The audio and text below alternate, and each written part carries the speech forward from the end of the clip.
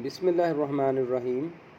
Here lies the fallopian tube, and you can see these are the fimbriated end. This is the infundibulum. This is the ampulla, and then there is the isthmus, the narrow portion, and then intramural part of the fallopian tube, which is passing through the wall of the uterine cavity. Let's talk about the fallopian tubes, that is the uterine tubes or oviduct. The uterine tubes or oviducts conduct the ova from the ovaries to the uterus, and they also provide the necessary environment for the fertilization of the ovum. The wall of the uterine tube is composed of three coats. From inside outwards, the mucosa muscularis and the serosa. You can see the mucosa is thrown into the longitudinal folds throughout the length of the tube.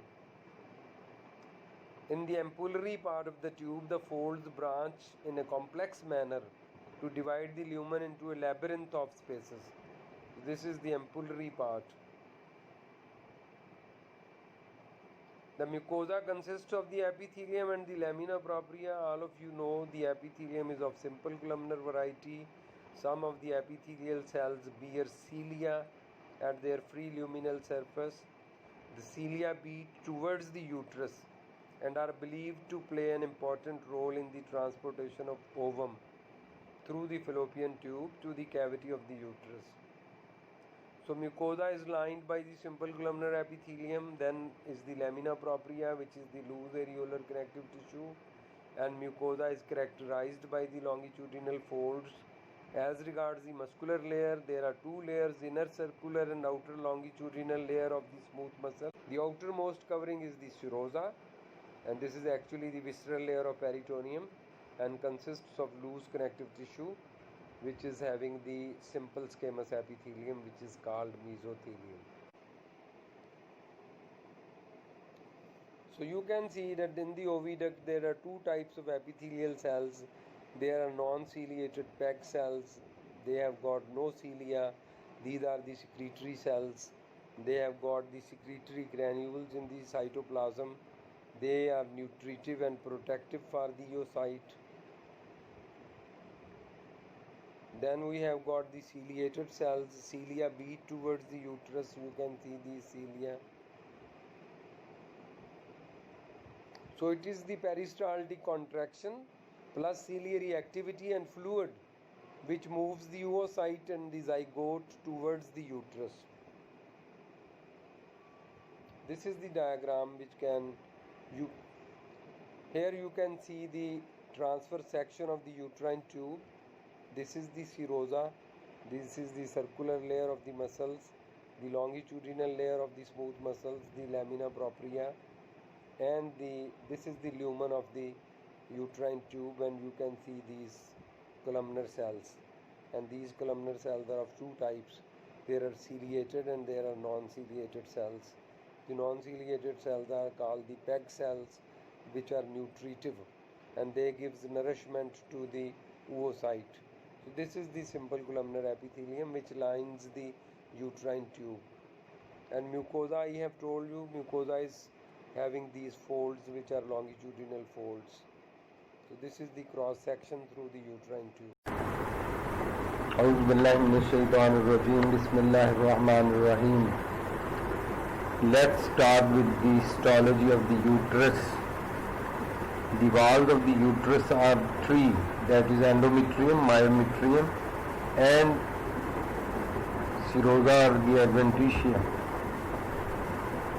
Endometrium. If we talk about the endometrium is the innermost layer, and it is actually the mucosa which consists of the epithelium and the lamina propria.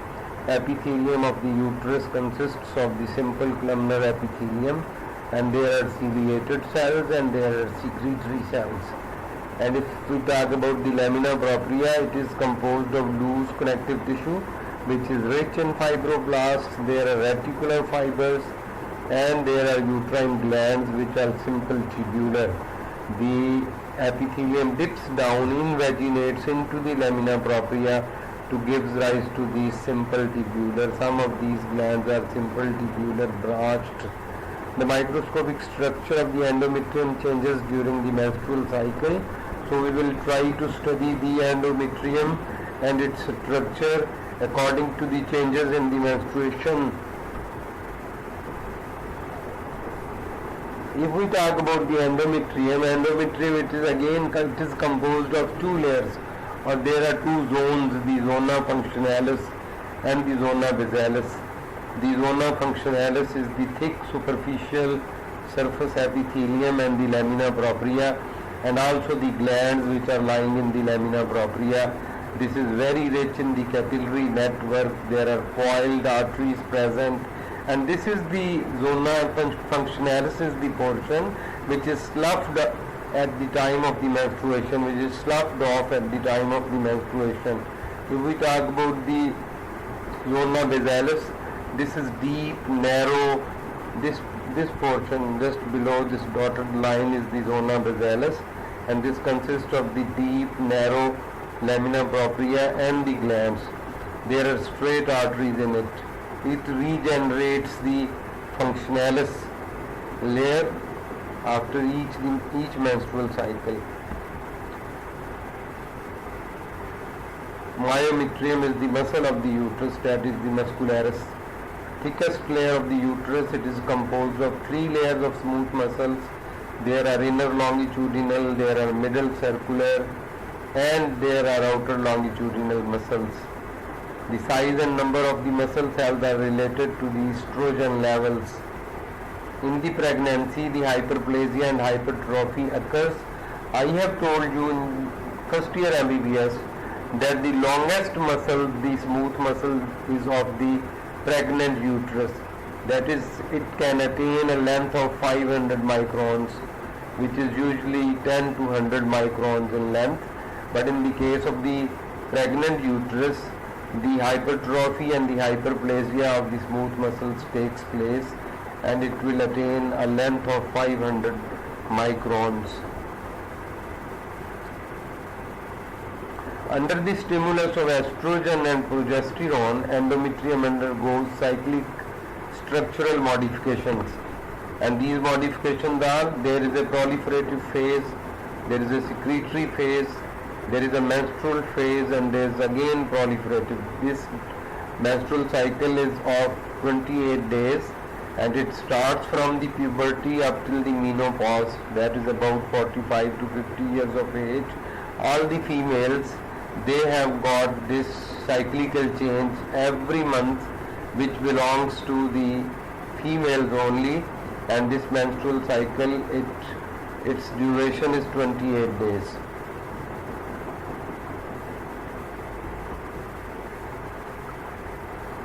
What happens in the proliferative phase, which is from day 5 to 14? Let's start from the proliferative phase.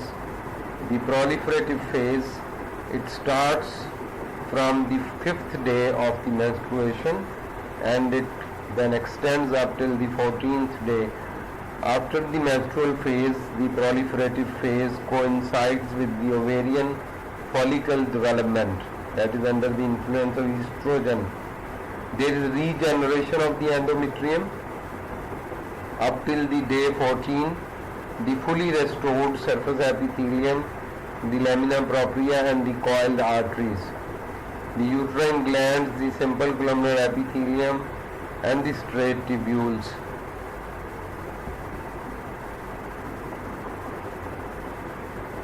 Next is the secretory phase, that is the luteal phase.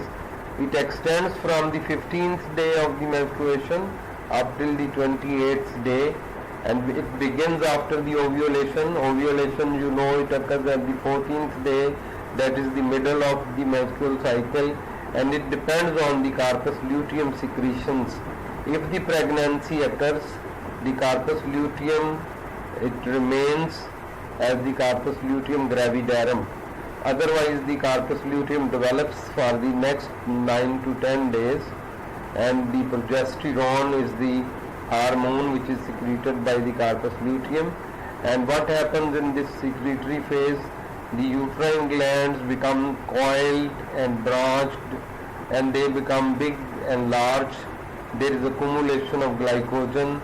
The lumen is dilated, and in this way there is the thickening of the functionalis layer, that is the zona functionalis. There is oedema and there are secretory products present, and this is prepared to receive the zygote. This is the preparation of the uterus to receive the zygote. एक मेहमान को जो है वो मेहमानदारी के लिए तैयार किया जा रहा है. यूट्रस को एक मेहमान की मेहमानदारी के लिए तैयार किया जाता है ल्यूटियल फेज में. Then from the first day to the fourth day there is a menstrual phase. When there is no fertilization, if the fertilization didn't occur,